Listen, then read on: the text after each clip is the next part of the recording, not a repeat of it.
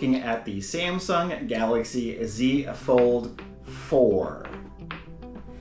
So this phone right here has been around, right? Hence the number 4. Last year with the 3, sold a few, not a ton personally. Didn't have any customer issues with them. Everything seemed to be fine. A coworker of mine actually has the phone. This particular one, you'll see, is the gray-green, I want to say, and is the 256 gig. Comes in 256 or 512. Price point on this is $1,800 for the 256 and $1,920 for the 512.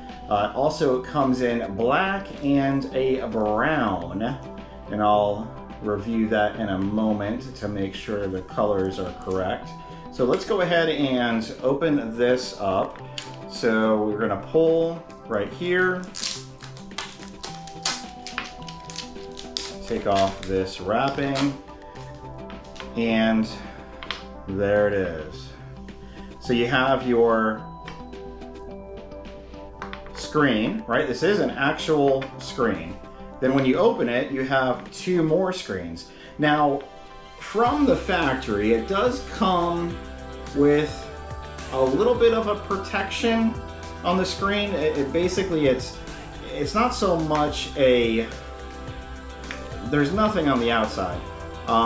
It's not so much a tempered, right? This is a soft, pliable, almost a vinyl, if you will, screen.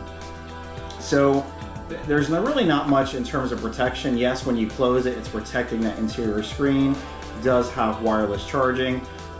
Still, susceptible to damage. As most phones now, you'll see these camera lenses, they do protrude out quite a bit. There, so let's see, has the Type-C charger. Beautiful phone. I have a coworker that has one, absolutely loves it. Every time I set one of these up for a client, I personally love it. I just love the amount of screen space. It is heavy. It is a heavy phone. No different than the 3, the 2, the original Fold. They're heavy phones. There's a lot of mechanics in these. Again, price point nearly $2,000 for the 512 gig. 256, I'm glad it comes with that, at least for your entry. Glad they didn't do it at the 128. You have your SIM card tray. There is no expandable storage. You have your fingerprint reader, which is in the screen. And then you have your power button, volume up and down. In the box, you get your Type-C to C cable. A little bit of a manual in there, so still no brick. I don't know if we'll ever see that again. Most likely gonna be a cable moving forward. Hopefully they at least continue to include the cable. Let's go ahead and start her up. Here we are actually into the phone, and you'll see you have your main screen. Now it's just like a regular phone, all right? So everything is closed. See those camera lenses, power button, volume up and down. Here's what I found on the web. That's good sound. So you have your regular apps there, Play Store, Google. You can, as you can see here, move over in terms of your apps, and then you have a little window right here which gives you like quick actions. So you can set these all up. You can hit this button down here and you can edit. You can go to all apps for like kind of your quick actions. But as of now, it is just like a regular phone, right? You have access to your typical Google screen, which if you click into here, just anywhere on a vacant screen, you can edit, you can add another window, you can delete a page, you can take off this if you want. So now there's nothing on the side. And when we open, now here's where all the magic is. So you'll see on the outside 2 screens, I had some different apps. I purposely left Disney up on the other one, and there was a Google one or what have you. Well, on this one, it's not. So you can actually set it as if it has two home screens. It technically does.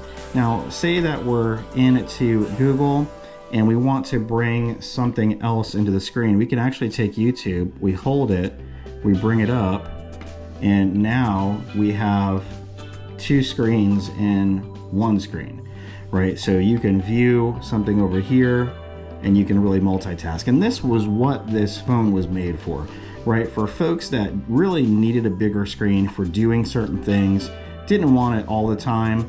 So you could fold it when you don't need it, keep it open when you do. Let's test out the sound.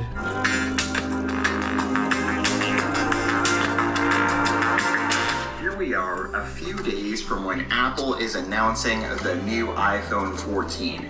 Now, of course, when it's announced, we have a period of... So really good speakers, it sounds really good. You can also edit these here. There's 3 dots, I think.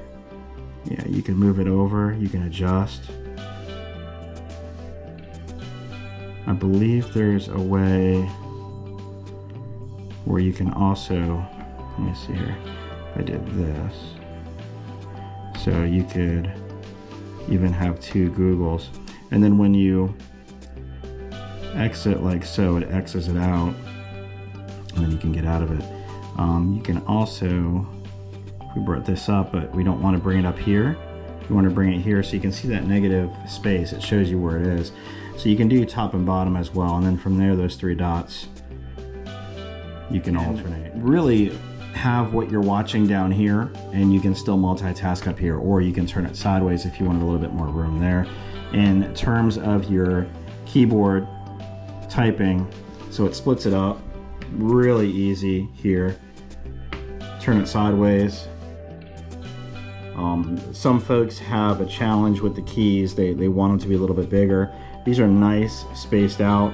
If we were to close the screen and do the same operation, because again, you can do anything that you do on, well, I shouldn't say anything, but most everything you do on this screen, you can do on the other one. It's just going to be a little bit smaller, right? So, you know, conventional, not as wide, right? But if you're going to be doing something, you would just open it up and do it, and it brings you right to where you were. And then of course you have your settings. That's all the same there. Different things that you can do. And in terms of the stats, so I love comparing, right? What are you really getting with the Fold 4 that you're not with the Fold 3? Well, as far as dimensions, they're the same. As far as your display resolution, it is going to be better on the 4, 1812 by 2176. 120 refresh rate is the same battery. Processor is going to be similar, but you'll have the newer edition, 3.2 gigahertz Snapdragon 8 Plus. Still the same amount of RAM. Storage 256, but you can get 512. So in their camera, thankfully, finally bumped it up. So 50 megapixel in the main camera, 12 in the same telecamera, went to 10, actually went down a little bit. And then you have your 4K video, 10 megapixel. In terms of your weight, a little bit less, 9.28 versus 9.56 on the 4. Dimensions, 0.62 thickness versus 0.63, so not as thick apparently, but very, very minuscule. Obviously both Android, barometer, yes, fingerprint reader, yes, flashlight, yes, IPX8 Scuba, yes, and all stay the same. Hearing aid compatibility, TTY. Extra display, yes. Bluetooth, yes. USB Type-C, yes. Ultra wideband, yes. Wi-Fi, yes. Dual SIM, yes. But it does depend on your carrier, and most likely that's going to be in other countries. Side keys, touchscreen, stereo speakers in the Fold 3, but not in the Fold 4. I mean, it sounded good. Maybe they'd rather us use Bluetooth, perhaps. More of the internal sound, possibly. TV output. Now this was interesting. They both have it, and I wanted to check it out. So phones with TV output can be connected to a standard television for viewing photos, videos, and other content. Sometimes games and menus are also supported for viewing on the TV. The connection is via cable, and a special adapter cable for HDMI is required, which is not usually included with the phone. Many phones that support this also support output to a computer monitor with a special adapter cable for DisplayPort. So essentially you can use a cable, but it's got to be a special adapter for an HDMI. So it would be something like an HDMI into a Type-C, and then this would support that. Of course, you can cast the screen with Google Cast, AirPlay, Miracast, DLNA. It does have fast charging, wireless charging, HD voice, and speakerphone. So all in all, very, very similar. Again, when I sold the 3, I didn't really experience many customers coming back with glitches or issues. It's been a solid phone. So I still feel like this is going to be a really good phone for folks. So you have your main app screen. Again, it's Android, right? So it's going to look very familiar. If you're a Samsung owner within the last couple of years, or in any other Android within the last couple of years, it's going to look very similar to this layout. Of course, this phone is just amazing in terms of what you can do with it. The practicality, maybe it's not practical for everyone, because I mean, gosh, we're closing in on almost $2,000 here. That is quite crazy. But how much is a regular phone and a tablet? I mean, it can be pricey as well. You basically get 2 devices in one.